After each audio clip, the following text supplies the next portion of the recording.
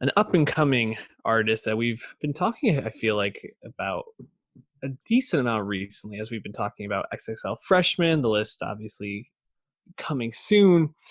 Sheff G dropping his second, I guess, album project, One and Only, follow up to last year's The Unlucky Lucky Kid. He uses the two C's too, like thick boy. So I appreciate that. Yeah. Sheff Not G. getting affiliated or anything with that spelling. Nothing to do with that. No, not at all. I appreciate this album from first minute I saw it because it was 25 minutes and I appreciate the quick listen.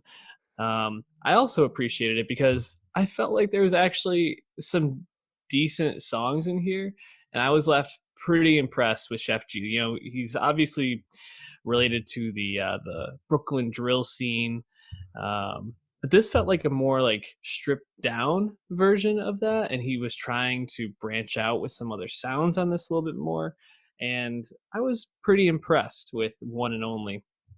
How were you feeling after listening to it? Yeah, I think that's the main takeaway. What you said, that Sheff G has moved past the traditional expectation that we have for the sound of Brooklyn drill, in itself a relatively new sound. You'll notice that Axel Beats and 808 Mello are not here. You know, the super producers out of the UK who have basically produced all the major hits out of Brooklyn for this scene thus far, including Sheff G's breakout No Suburban. But they're not here.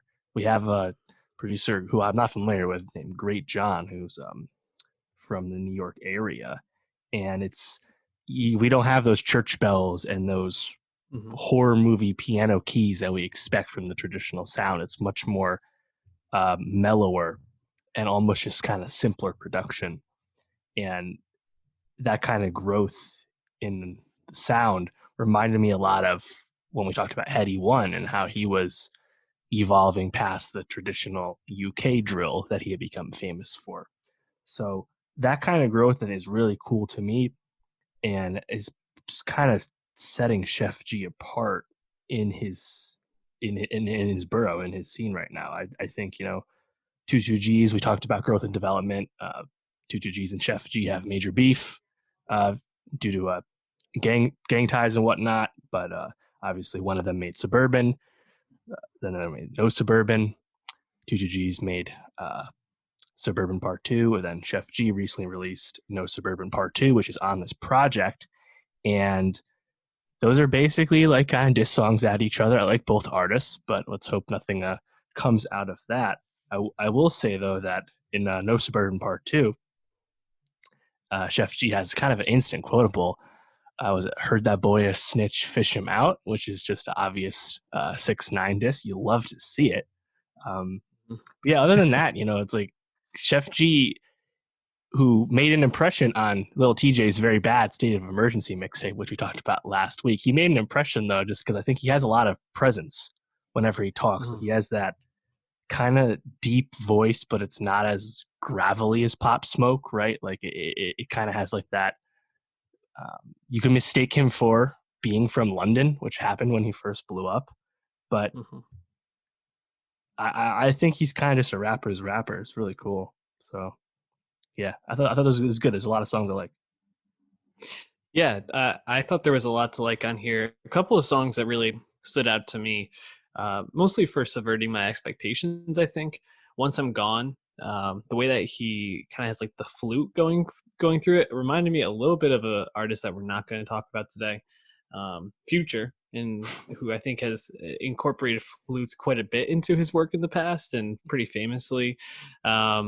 I thought No Suburban Part 2, which I'm fairly certain is on our best of the year It is podcast favorites already. Check that out, Nowstalgia Best of 2020 on Spotify. I thought that was probably the best track off this album. Really impressive showing. But then Tonight Too also I thought was great, and Wait on Me also stood out to me. So I mean, just even jumping around, you can find something on here, and even the beginning there was some good stuff. So it seems like pretty quality, and I definitely appreciate that he's not just staying in his lane, that he's willing to branch out, but doing it seems like pretty tastefully. What song stood out to you? Yeah, I also really liked Second Intro, which is the first track, as well as Moody, the second song. Moody reminded me a lot of We Getting Money, which was the big track off the Unlucky Lucky Kid last year. And, those kind of songs, he just has that like Brooklyn attitude, and he's talked about his reverence for Biggie, which you love to see from someone who's obviously was not a coherent thought when Biggie actually died. I think Sheff G is just 21 years old. So it's really cool to hear that. And while I don't think he has like to this point, like the viralness that 5EO likes to ride for. And he doesn't seem to have the snarl that 22Gs has.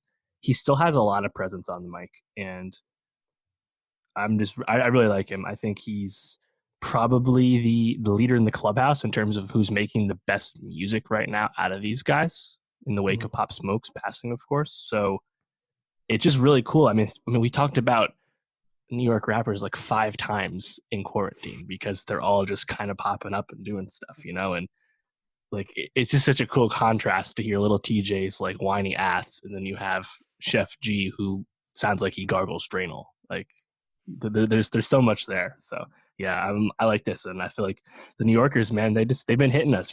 I guess next we need Smooth L drop something, I guess, but everyone who's mattered has really dropped in the past 6 weeks. It's been pretty fun. Dave, wanted to give you a second because we were talking after the pod to just correct maybe a name or two that we didn't mention last week when talking about who's the king of New York right now. And this seems like the best time to do it. So just gonna give you the floor real quick.